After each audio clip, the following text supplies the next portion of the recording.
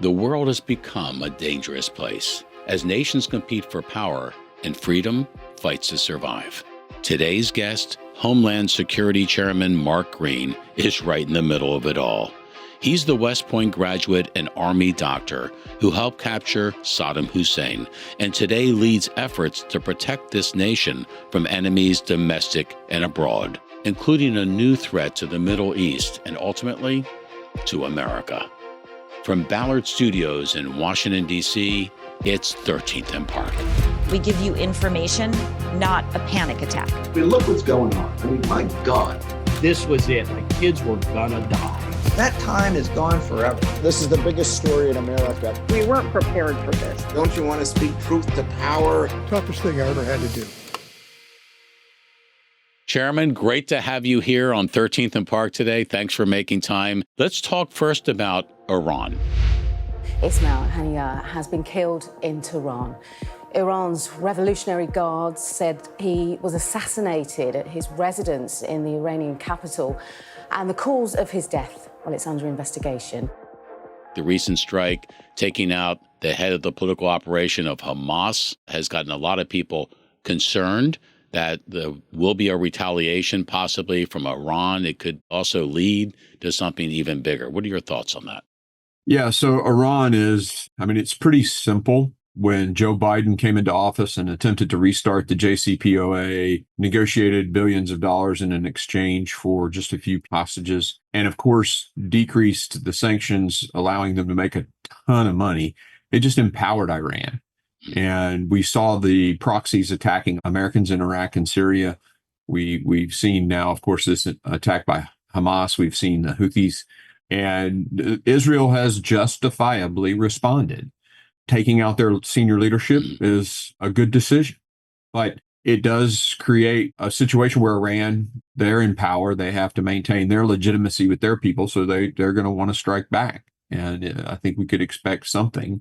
On what scale, I think Joe Biden has the opportunity to impact that if he just stands up to the Iranians. But he has a track record of not doing that and has a track record of turning his back on Israel, particularly as it relates to munitions. So it remains to be seen what will happen. But clearly, I think we're sitting on a knife's edge here. Do you think that the Iranians, not that you're speaking for them, have a rooting interest in this election for president?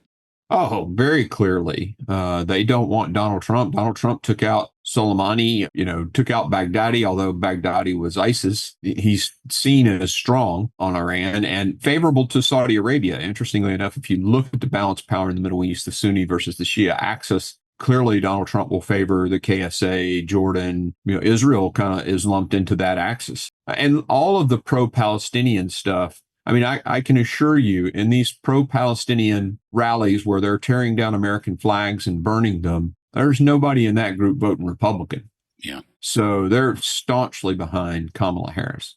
So you had a very unique experience, unique to the point where you wrote a book about it with the former dictator of Iraq, Saddam Hussein. What was it like being in that room that night with someone that America sought with such fervor and with such kind of a cause célèbre when he was captured? I like to say it like this, somebody wins the Super Bowl every year, and you imagine being a part of an elite team, training for a game, and you win the Super Bowl, you're the best of the best. That happens every year. I was a part of an elite team, the best of the best in the U.S. military and the world, really, that captured Saddam Hussein, the dictator who killed probably well over 1 million people when you add in the Iran-Iraq war and all of that.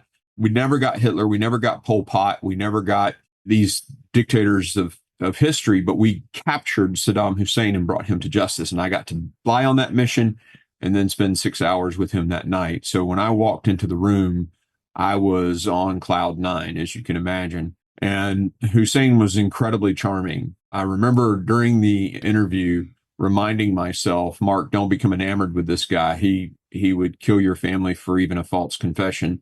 Right. But just really charming. And of course, the electricity of the moment being a part of that. Recently, I saw that DSS has identified the current threat environment as extremely dangerous, both in terms of terrorism and extremism. What is that reflecting? And is that something that could grow even more worrisome for us moving forward? Well, of course, as we support Israel, that puts the target back on our back. Of course, countries like Iran and the fundamentalist jihadists, they see America as the big Satan and Israel as the small Satan. So we're ultimately the barrier to what is actually written into the Iranian constitution. People should go read this. The Iranian constitution basically states that the purpose of the nation is jihad the world, and it effectively says not until everyone says there's one God but Allah, they're our enemy.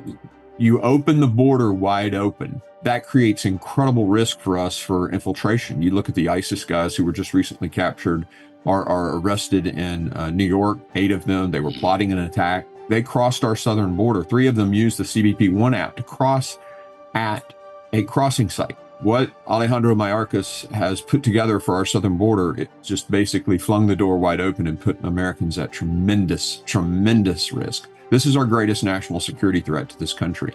We know thousands, tens of thousands, hundreds of thousands have died to fentanyl and crime, and this program that they put together to bring people directly into the United States. A 15-year-old girl raped in Massachusetts by a Haitian who came here illegally, trafficked by Alejandro Mayorkas's program. We are at the greatest risk we've been at in decades, all because of the self-inflicted problem at the border. Is there any short-term fix for this? We're sitting here, we're talking to each other in August of 24. Even if there's a change in administration, the new administration doesn't come into play until the first part of next year.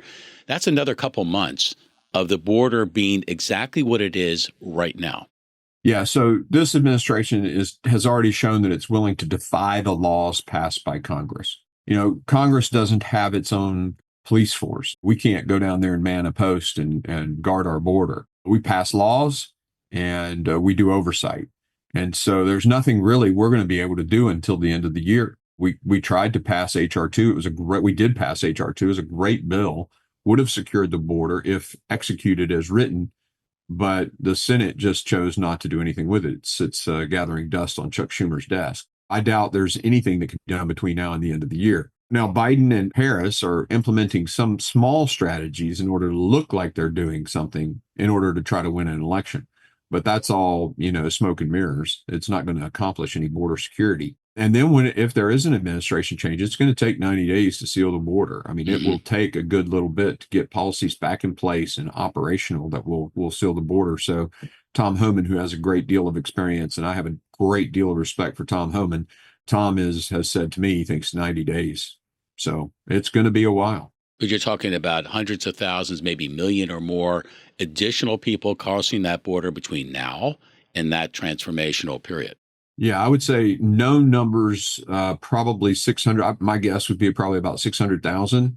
And then you add another 20 or 30% to that, to the unknowns. Wow. What keeps you up at night? I mean, you hear about threats all the time. As the chairman of the Homeland Security Committee, it comes at you, right? Yeah. I think for me, what keeps me awake is things that I can actually effectuate change over.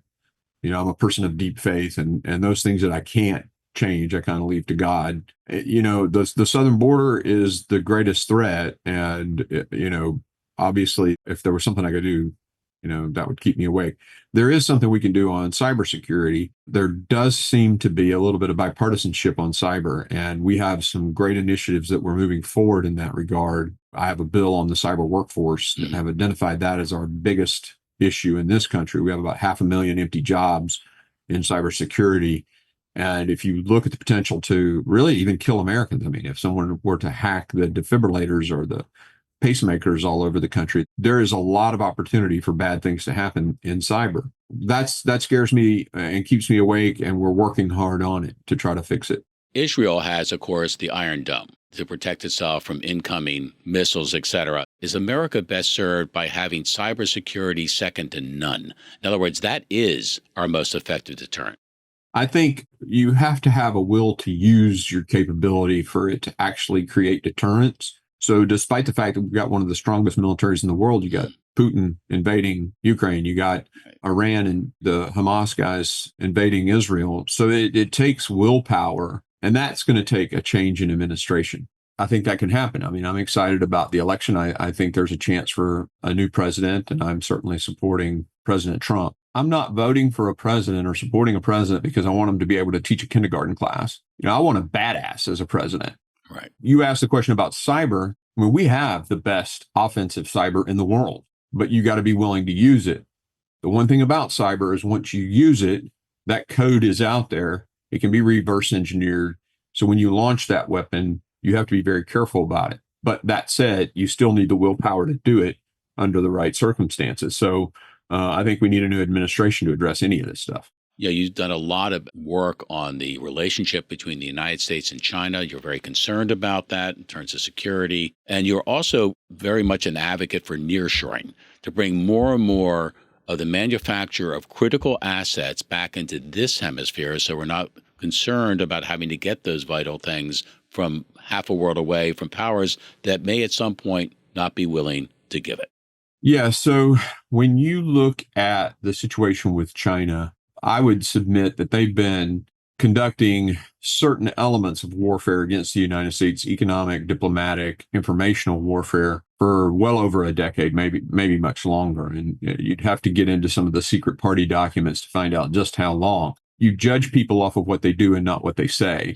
And whether it's the assault on our intellectual property and putting our own businesses out of business, taking our GDP down because those businesses are put out of business. I mean, you buy tanks because of your GDP, right? And that is weakening our country. You look at the Belt and Road Initiative and how they're going after our alliances to steal alliances from us. That is diplomatic warfare. But Xi Jinping has really become almost like the Qin dynasty. I mean, he is an imperialistic leader and has made promises that he intends to keep, to include taking Taiwan. So we have to engage them where we can. And one of the areas that we can is economically. And I think the best thing we can do is bring manufacturing back to the United States.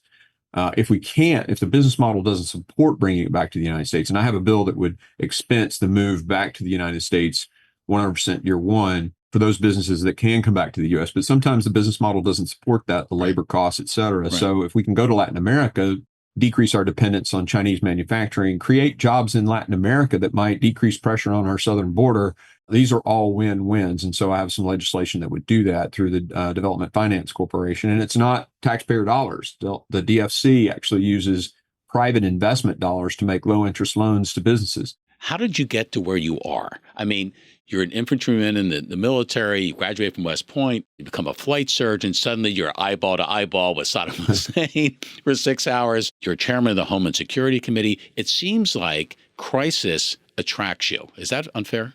One of my favorite poems is The Road Not Taken by Robert Frost, and I always seem to wind up on the harder road. But I don't know. I love a challenge, and I always try to ask God what he wants of me. There's always going to be some form of service in what I do. I built a healthcare company and sold that. And then, serving in politics kind of came to me after I went back to West Point for my 25th reunion. The vision or mission statement was to create leaders for a lifetime of service to the country. So that motivated me, and I ran for state senate, did that job, and then came to the Congress. I love America. Ultimately, I love our country, and I'll do whatever it takes to see freedom. Freedom brings prosperity. And, I look at it too from the biblical standpoint. God gave Adam and Eve freedom in the garden. They had the choice. And so man should have the choice, and nation states should not interrupt that. Well, as West Point taught you, a lifetime of service. I hope it's a long lifetime for you for the sake of this country.